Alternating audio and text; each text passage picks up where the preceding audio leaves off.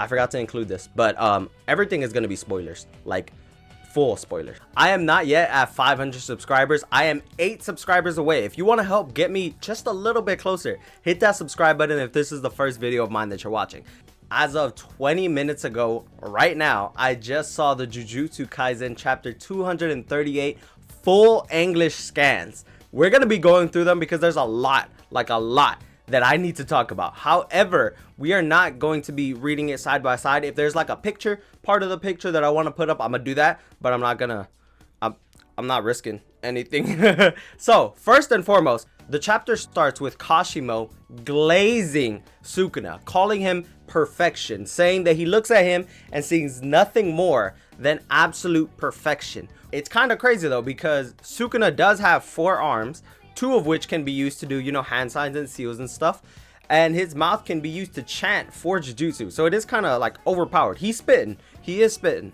Not even 2 pages later, we see Kashimo once again calling Sukuna beautiful. It goes over a couple of accomplishments that Sukuna has had within his lifetime, which is cool. But damn, the glazing is crazy. Also, want people to realize that, yes, Kashimo was the Gojo of his era, but that does not put him and Gojo at the same level. We do not know what Kashimo's era was like. Complete fodder could have been running around during Kashimo's era. So he is strong to the normal Jujutsu sorcerer, but in terms of Gojo and Sukuna, he is not in that area at all. I am just going to point out that Kashimo's design is still super high up in my personal tier list because this curse technique just makes him look so much cooler. Sukuna then explains to Kashimo that he expresses love completely differently. He was the top sorcerer in his time. His version of love, or not even love, so to speak, his version of just acceptance of viewing the world around him was through battle. Sukuna knows nothing more. Sukuna enjoys nothing more than throwing hands with capable people. Anybody that was, you know, somewhat capable at one point in time threw hands with Sukuna, losing their life in the process. However, that was Sukuna giving them respect, so to speak, or the closest thing to that. His heart lies in battle. Battling somebody is the way that he shows them respect, the way that he bridges that gap. He is still the strongest, but he is not cursed for being the strongest. He only had people who wanted to prove themselves to him. All the while this is going on, Sukuna is putting the hands on Kashimo, like honestly dogging him. It's kind of like, look, some of these panels are crazy. Getting hit 4 times at once is devastating. In the beginning of the fight, Sukuna shows off a slash, one that Kashimo said is similar to the one that ended Gojo, if not very much the same. Now, we think that that's it. However, Sukuna has very different plans. If you guys have seen Demon Slayer, the character Rui has this field of webs, so to speak, that constantly gets smaller, but it cuts through anything.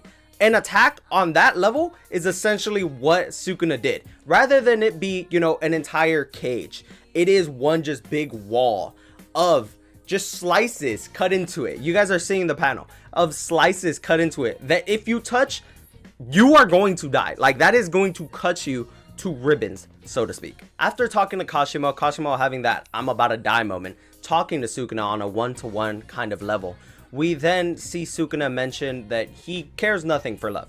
He only lives to his own pleasures. He does what he wants. He eats when he's hungry, kills when he wants to, and plays around when he thinks the time is right.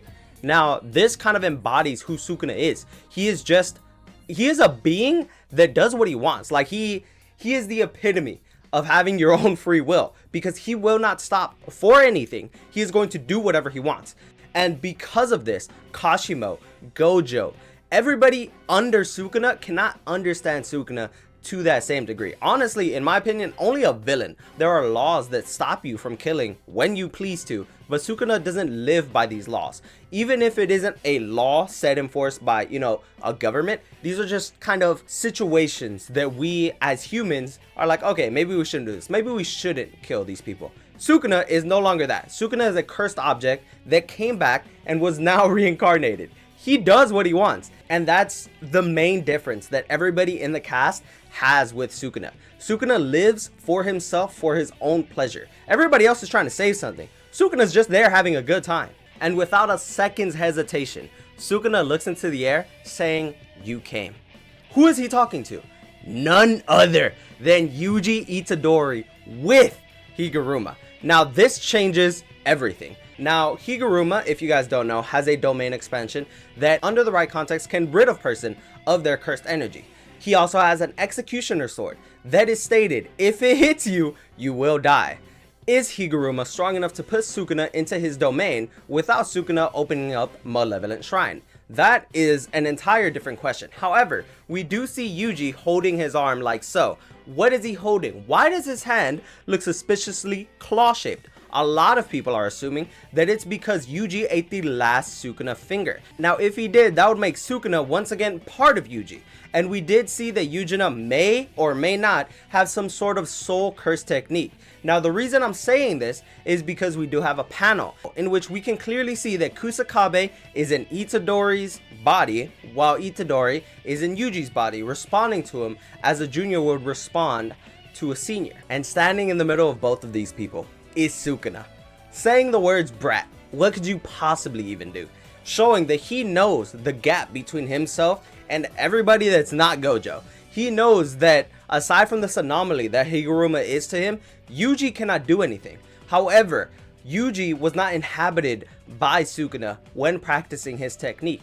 So is it really gonna come down to an unknown curse technique that Yuji might have? Possibly. I still am holding on to the fact that Yuji is going to speak to Megami's soul. That is something that may happen. However, we also now have another alleyway. Will Yuji be able to now once again find some way to house Sukuna's soul, to once again keep him concealed, to keep him hidden, to eliminate him by getting rid of Itadori? That could possibly be another way that this story plays out, but I'm not gonna lie to you, I can't even predict what's coming next. Never did I think that Higuruma was gonna join this fight. However, look at us now. So I'm super excited to see what happens. If you guys are also excited, please, by all means, just let me know in the comment section below. Like I mentioned, I am trying to get to 500 subscribers. So if you want to go ahead and help me out with that, hit the subscription. Appreciate it. Thank you.